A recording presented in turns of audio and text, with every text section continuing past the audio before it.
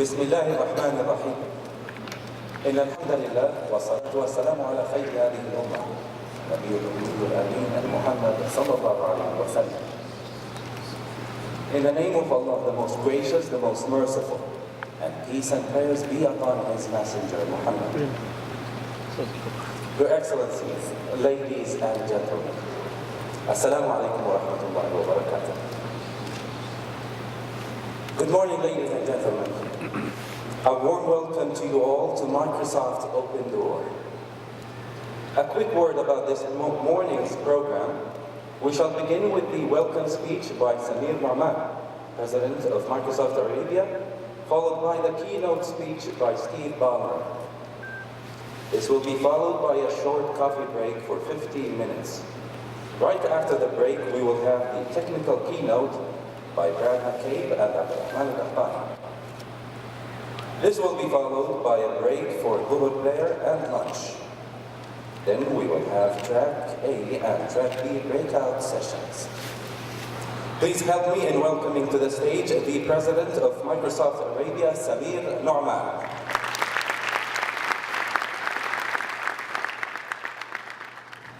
Assalamu alaikum wa rahmatullahi wa barakatuh.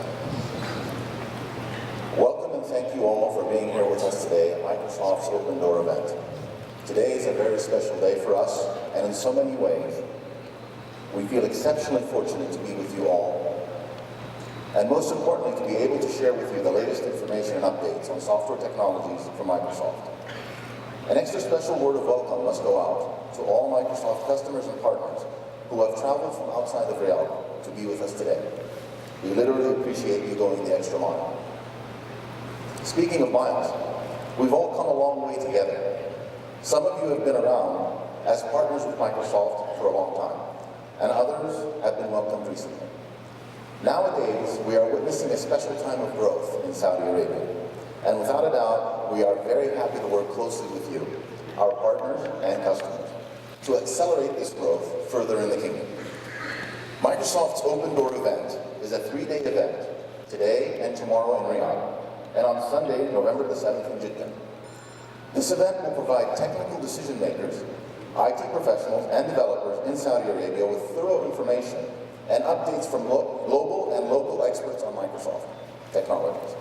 We are also lucky to have our top Microsoft partners in attendance to share with us their latest solutions and offerings in the Saudi market. It is during events such as these that we can continue to forge important relationships and opportunities in the Saudi market together. One thing that is very special about today is that Microsoft's CEO is here with us to kick off this important event and to share with us Microsoft's vision and the transition to the cloud. Our hope is that you will enjoy the OpenDoor event with us and that you find it very beneficial to your organizations.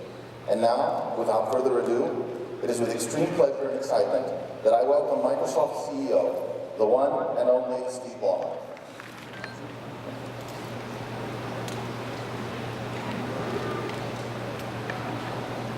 Well, thanks.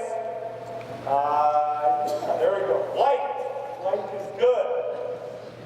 It's a great honor and privilege for me to have a chance to be here with you today, to share a little bit, some thoughts about where things are and where things are going, and share some of my enthusiasm for the opportunities for all of us in the IT industry to really drive forward, to deliver amazing solutions, and to have an amazing impact.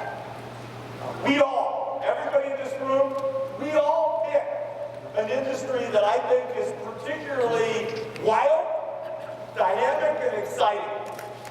You know, the computer was invented 60 years ago, roughly 60, 65 years ago, and yet we sit here in the year 2010. And if you look at the next 5 years, the next 10 years, I think there's going to be more change, more innovation, more positive forward motion because of IT than at any time in history. Which after 60 years, it just implies that we've all picked really wonderful, wonderful place to work.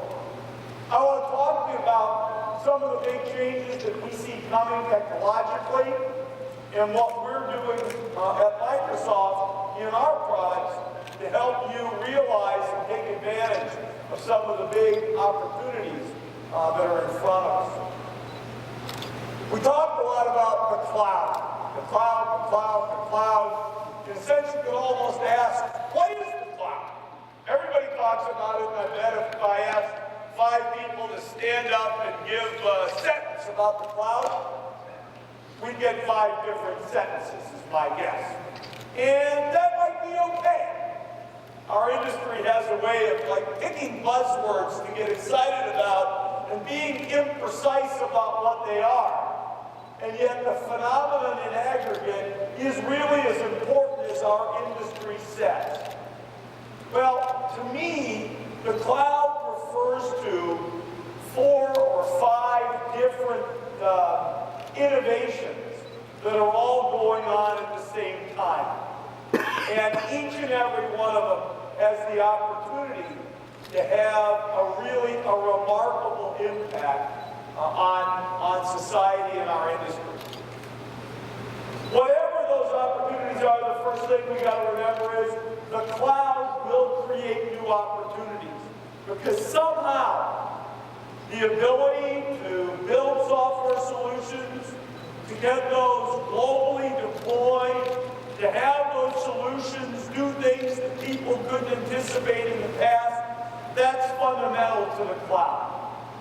I mean, literally, if you can write an application sitting here in Riyadh and immediately have it be globally discoverable, usable, scalable to people anywhere in the world, that's a beautiful thing. The cloud also brings with it, though, a new set of responsibilities. There's no question about that either. I'm going to talk about public clouds and private clouds and blah, blah, blah, blah, blah. But suffice it to say that when we speak of the cloud, we're talking about putting more than ever important information in electronic format and making it more accessible. And that implies a responsibility on us as a vendor and on all of you as IT professionals to put even more attention into issues of security and privacy and data integrity than perhaps at any time in the past. So the cloud will bring new opportunities and new responsibilities. But the cloud will be built on 2 foundations. Number 1, the cloud really is, as we say, about new server advances that are powering the cloud, and new things from the cloud are powering the server. The cloud brings together internet computing, data center computing, mobile computing, PC computing into one mixed whole. If we think about some of the advantages of each of those models, they're obvious. The ubiquity of the mobile, the richness of the PC, the control that we all have over our servers and data centers, and the ability really to have global footprint that comes from the internet. So how do we bring the best of those together? That's the cloud. And on the back end, that's a big deal. Today, as we all build applications, we think about building those things for servers. If I go to anybody in the audience and say, okay, I got to build a new solution for my company, it's going to be a new e-government application. I was just with some public sector customers. We're going to build a new e-government application. One of the first questions will be, how many servers do we need? Do we need a new router? How does the switch work? A lot of the thought process that goes into building and deploying an app is really about how you do configuration and deployment and update and management and operation. The degree of complexity that comes, because in today's server world, the data center and the network are very tied to the application. And that means a cost, complexity, and agility, not a lack of agility. About 5 or 6 years ago, we started building our Bing service. And the first thing we found out, because Bing now has about, I don't know, 300,000 servers in it, is we couldn't have developers thinking about their own servers. We couldn't have people, and we change Bing 5 times a day. We're cropping new releases. You simply can't manage that kind of environment unless you can separate these things. That implies a new way of thinking about data center design, hardware, network, compute. It implies a new way of writing applications. So the cloud really is about not just a new business model for applications, it really relates to a whole new architecture in which we get dynamic data centers where the applications and the data centers themselves are abstracted. The cloud is also about new devices on the front end, whether it's where we and others are going with smartphones, whether it's about the shifting definition of a PC to embrace new data types, whether it's about the move to embrace natural user interface in devices, devices that you can touch, talk to, they recognize you. Hey, Steve, I see you. Welcome back home today. You're going to get a new class of smart device that's more natural, that learns about you, that moves with you, and embraces you. The cloud's also about new applications. Applications that can think about not just specific people and specific data that lives inside your application, but the cloud is also about turning all of the world's people and all of the world's data into information sets against which we can write programs. Let's say you want to get a community together of parents who are interested in some childhood disease. That's not easy to do today.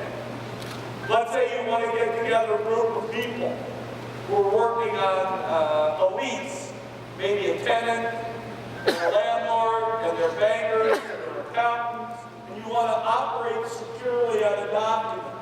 That's not easy today. Let's say you want to write a program that goes through, I don't know, since I'm in Saudi Arabia, I'll pick an example from the oil industry, but it goes through and analyzes what's happened to oil prices at various times based upon, I don't know, what the level of debt was to GDP in various countries in the world, since that's been a crisis of late. I actually tried to do this not with oil prices, I tried to do it with economic growth. And you can search. You use our Bing search engine, you can find all of them. And you can use the other guy's search engine too and find it all. But you can't write a program that just goes out and gets the data for you and puts it in a simple spreadsheet the way you would want it to work. So the cloud is about new applications that uses the data and information about people that lives on the internet. It's about a new architecture for the back end to write applications. It's about new client devices. And of course, it's also about a new business model. It's about a business model where you can rent if you want to capacity as opposed to buy capacity. We have a number of government customers in the audience. Government customers say, hey, look, we don't want to put all of our data in the cloud. I agree with that. And that's why I think it's very important. And we've announced the notion of something we call private cloud, so that you'll have a Windows Azure system in the public cloud, and then you'll also have a Windows Azure appliance that our customers can buy to have their own private cloud systems. So when it comes to the cloud, we like to say we're all in, whether it's Windows or Office, whether it's Exchange and SharePoint, whether it's Bing and Xbox and Windows phones, the PC. When it comes to the cloud, I would say everything we're doing, every product, Windows goes to the cloud. And you see that in what we're doing with Internet Explorer 9. You see that the way Internet Explorer 9 shows off the best of the PC but at the same time embraces internet standards. You see it in what we're doing in Windows Phone, which we're going to demonstrate in a minute. You see it in the new Xbox 360 and the way it uses the cloud to know about me, recognize me, and connect me with my friends. You see it in Bing, you see it in Office, you see it in our Windows Server and SQL Server products, and the way we're moving them to the cloud with Windows Azure and SQL Azure. One of the most important products from us, and one of the emblematic products on the client side in terms of embracing the cloud, is Windows Phone 7. There's no question that I wish we had not run into a couple of difficulties. Windows Phone 7 had been perhaps a year or so earlier, but Windows Phone 7 is a fantastic product. Windows phones really are, as we like to say in our marketing, they really are a different kind of phone. They really are phones that let you at a glance connect with the people and information that's most important to you in life. It builds on this concept of looking at the people and information of the world as something that you draw in and make relevant and personal in the user interface on every device.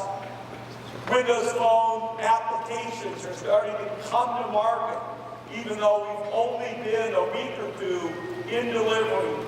We see a range, now thousands of applications being developed using familiar Visual Studio tools. Windows phones have a diversity of hardware. You want a keyboard, you get a keyboard. You want a big screen, little screen, little screen. You want a nice set of stereo speakers, you can get that. It's not one size fits all like it is with some of our competitors. And at the same time, you write an application for one Windows Phone, whether it's from LG or Samsung or HTC or Dell or anybody else, that same application looks, acts, and behaves just the same across all of the Windows phones that you might buy. We'll have Windows phones available here in Saudi Arabia in December of this year, but rather than just have me kind of talk a little bit about the Windows Phone, we thought we might show you a little bit the Windows Phone. So I'm going to ask Abdul Raham to come on up and do a little bit of a demonstration for you of Windows Phone 7.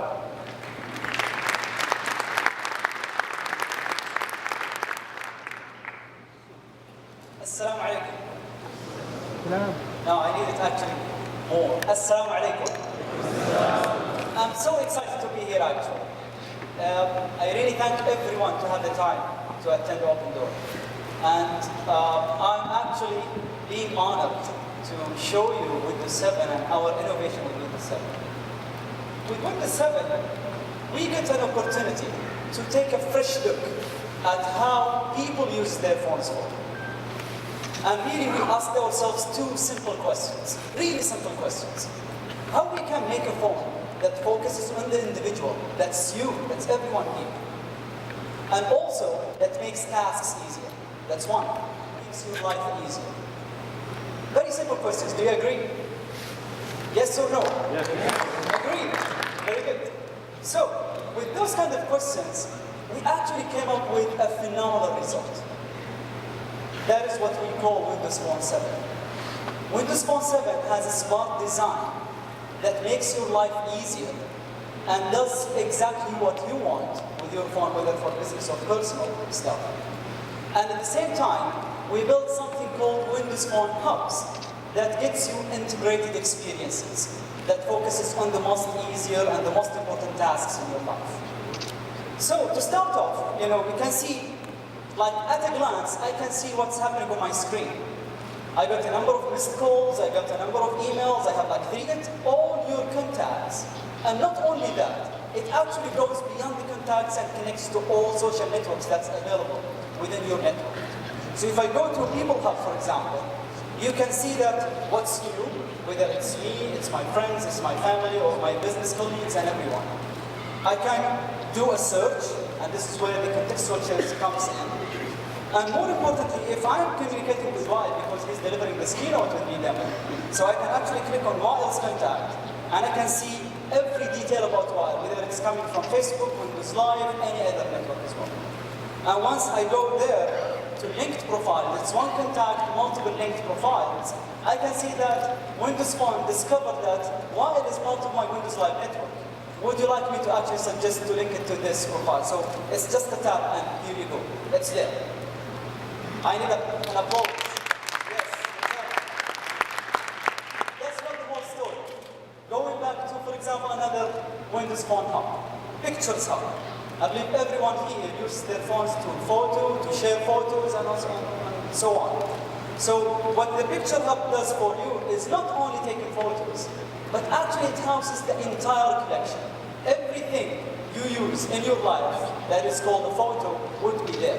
So if I go there, it's actually every single photo in my phone, every single photo that's out there in Facebook albums, as you can see, and every single photo that's out there in Windows Live. And if I'm interested, for example, to go through this nature album, for example, I can quickly go through the pictures and I can see every single comment on those pictures coming from Windows Live, coming from Facebook, or any other social network you'd be interested in. So it's smooth and easy. One last Windows Phone hub, and that's actually not everything, but the Office hub. You would like to create documents, edit documents, share documents, and also synchronize documents with everyone that's in your surroundings. So with Office Hub, you get every single node that you're interested in and synchronize with Windows Live SkyDrive that my colleague will be talking about in a minute. If I go, for example, into this company address, I can see rich text nodes with pictures and even voice and directions to the company address. More importantly, if I go, for example, if I'm interested in to show, for example, or work on a Word document, it's just a matter of tapping in that document and seeing what's happening with this document. And what's very interesting is that it's really richer experience. I can go through the outline and click through the different titles and headlines in my phone, in my document, and I can see every single comment that's been posted, whether from my side or Wael Kabli, who was actually editing this document just 2 days ago. Not that only. As I told you, you can synchronize document to SkyDrive, but also you can take your SharePoint, corporate SharePoint, completely offline if you're interested. So you can see, for example, these documents are coming from SharePoint, fully synchronized. I can make them available offline for editing and everything. So you can see those documents, and I can actually connect to multiple SharePoint sites as well. That's pretty much it. It's just all about this smart design that focuses on you as an individual and your tasks, and it's about those Windows Phone experiences that gets you the most important things in your life. Thank you.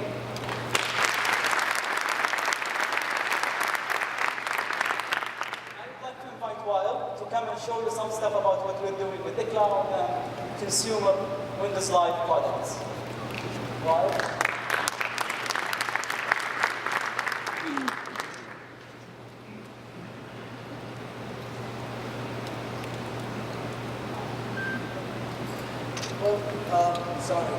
Well, thank you, Abdurrahman. What I'd love to show you today is what does cloud concept mean for a normal end user? And I thought the best way to show that is to take you in a tour in our new Windows Live experience. So let me start by logging into live.com. And please, people in this audience, if you like what you see, please just don't be shy and just give us a random applause on whatever you like to see. So let me take the first thing in this page. So you can see this page is, because I'm already logged in, you can see this page is customized for me, reflecting my style. I've changed the background, the colors, the themes, the picture. So what we have here is a navigation that will take me through all live services. And I can see what's going on my Hotmail, SkyDrive, Messenger, Office. By the way, stay tuned. I'm going to show you a few services from these later on my demo. So let's see what we have in the middle, the main section here. So you can see my Hotmail highlights, and you can see all my incoming emails, what's new, upcoming birthdays, and at the same time, you can see on the right side my messenger friends. These are people these are contacts, and you can see these are people from my MSN and my Facebook, so I can start chatting with them at any time. So I think that's really cool. What is even cooler is the second section, which is the social part. If you look at, which is my favorite part actually, this is the part actually where I can connect live to multiple social networks. In this case, I'm connected to Facebook and LinkedIn. So what you actually get is all these status updates, videos, pictures, coming from both networks, and they're combined in this one place. And I can be up to date on what's going on these networks actually. So I think this is really, really cool feature. What do you think, guys? Okay, so let me take you to Hotmail and show you a few email tricks there. Seems that I have an email from my friend Abdurrahman Qahtani. Let me just open the email there. Okay, cool. So Abdurrahman actually took a trip last week to Singapore, and he wrote an article about that. So he wanted to get my opinion about it. What's really cool about Hotmail is, because Abdurrahman sent this document through Hotmail, it will automatically, as soon as I open this document, it will automatically use the Office web apps and open it on the browser. Okay? So, this is actually what you're going to see. If you remember from Abdurrahman's demo, this is actually the same document that you saw on the phone, but this time you're seeing it on the browser. It has the same formats, so it's keeping the rich formatting with everything, with the pictures and everything. But that's the easy part. You know that lots of companies actually today on the cloud, they are doing this. But you know what's really unique and cool? Is if I click on edit on the browser, I'll get this. I get a full rich editing ribbon on the browser without having to type myself. I can start actually type here and change the formats, do all of everything I want as if I am on my PC actually. And let me click here to save.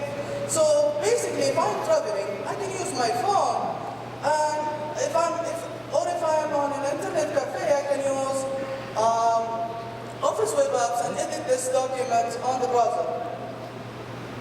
So but is sending an email actually, sending a document through an email is the only way to share documents? That's not the only way. Let me show you another service in Windows Live, which is SkyDrive. So, let me take you to SkyDrive here. Okay. So SkyDrive is basically a service that will give you 25 gigs of storage, where you can put all your files, pictures, videos, whatever you like on this storage. Also, you can share these documents there. Let me show you something that I've already did. This is an article that I've already uploaded, and I've invited some friends to edit this document with me. So I don't need to send an email actually, just give them permissions to do that. So let me click on edit on the browser. So this is an article about the intellectual property, which is, by the way, something very important for us. Keep in mind that you always get the genuine software, right? Okay, so still, you can see this nice fidelity Arabic document where I can just start editing on the fly from wherever I am. But still, If I would like to have the full, rich editing experience, I would still love to do all of my editing and tracking on Microsoft Word, right? Okay, so did you guys love what we did on editing documents? So if you like that, you're going to love what we did on pictures. So let me go back to Abdurrahman's email. One more nice feature I would love to show in Ultimate is the ability actually to look at attachments without the need to download them actually. So if I click on the picture here, I can actually navigate through all of these pictures without actually downloading them. And this is nice and cool.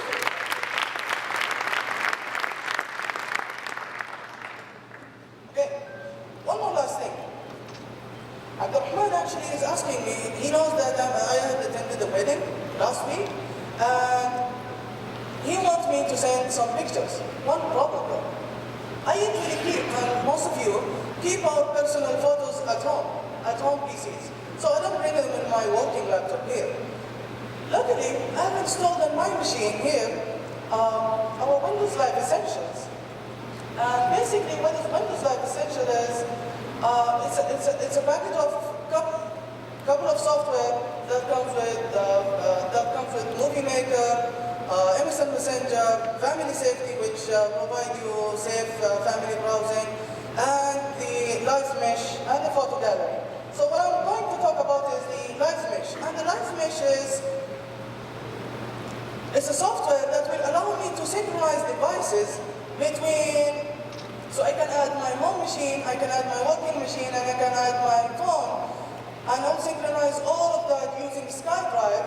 So what I'm going to do here is I will access my home machine actually. I have already synchronized my home machine on SkyDrive, so I can access the wedding pictures from my home machine directly as if I'm accessing it here. So these are the pictures from the wedding. One more cool software I want to show you is the Photo Gallery. And the Photo Gallery is one software that will allow you to share, organize, and edit your pictures.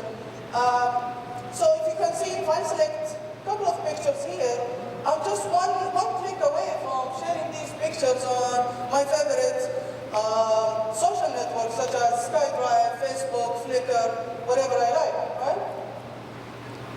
And that's also a nice cool feature. What I would like to show you is the face recognition actually.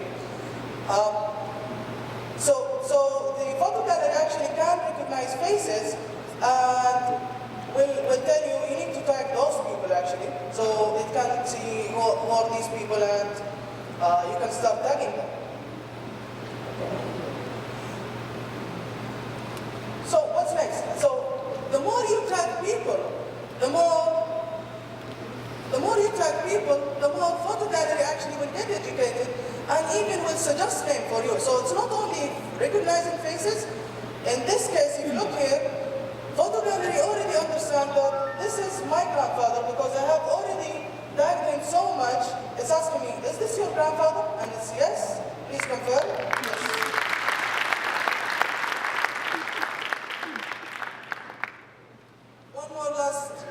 One more cool feature. One of the limitations that I have on my camera, I couldn't take a wide-angle picture. So what I had this big group of people, so I took these two pictures actually. I took this first picture and the second picture, and I couldn't actually fit them all in one picture. But what is actually really a nice, cool feature here, if I selected the two pictures here, click on create a panorama. So what Photo Gallery will do is, we'll take the two overlapping pictures and create a stitch out of them. And this is what you actually get.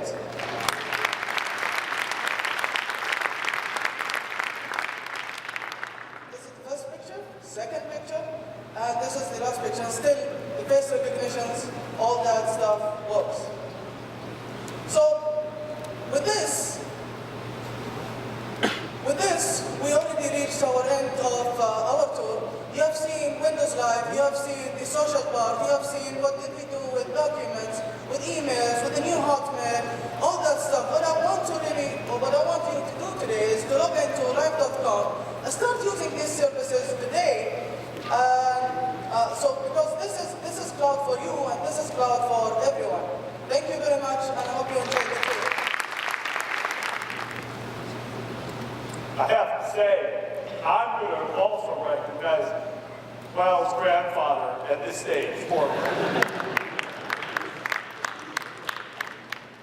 Well, we're trying to do a couple things there. I talked about the cloud. Where all IT people can get enthusiastic about what the cloud permits. What we just had a chance to show you is what the cloud permits. New class of device, a device that thinks as a smart device from the get-go. We had a chance to show you some of the new kinds of applications that you can build once you assume you have the cloud back in. The cloud helps us do recognition. The cloud gets smarter. The cloud is a place of storage. We have customers moving with us today to the cloud. The cloud is not something just for the consumer or something for the future. We have 10,000 customers who have moved with us to the Windows Azure cloud. We have 40 million users who signed up to work with us with Office in the cloud. The names of companies we're working with include big names: McDonald's, Nokia, Starbucks, Siemens, Philips. These are not small companies. They're committing their collaboration and their communication environments with us to the cloud. They're writing mission-critical applications for marketing and field service, working with us in Saudi Arabia. And it'll be our great honor and our great privilege to have a chance to work with all of your organizations and companies to help you get to the cloud. The cloud presents us all with a bright future. It's not cloudy, so to speak, in the world of the cloud, and we hope you'll come with us. If we can help, please let us know. I'm Steve B at Microsoft.com. If you want to follow up with an email, I'd love to hear from you. It'd be wonderful. I think we're going to have a chance, just because of time, to have just a few of the questions that you submitted, but I look forward to hearing from you after the fact on email. Mr. Samir's going to come up and we're going to take a few questions. Thank you very much. Developers.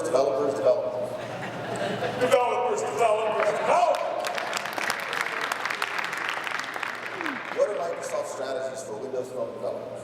This is a question that was given to us by Ahmed from Edinburgh. We have tools available for free today. Just go to Microsoft.com or do a big search. You can download a Windows Phone toolkit. It lets you build Windows Phone applications. It gives you an emulator so you can test them and run them right on your PC. And of course, Windows Phone is available in Saudi Arabia in December of 2010. Another question from Farid Shinawi from GNS. Is cloud computing anything new, or is it just a new name for hosting services? Excellent question.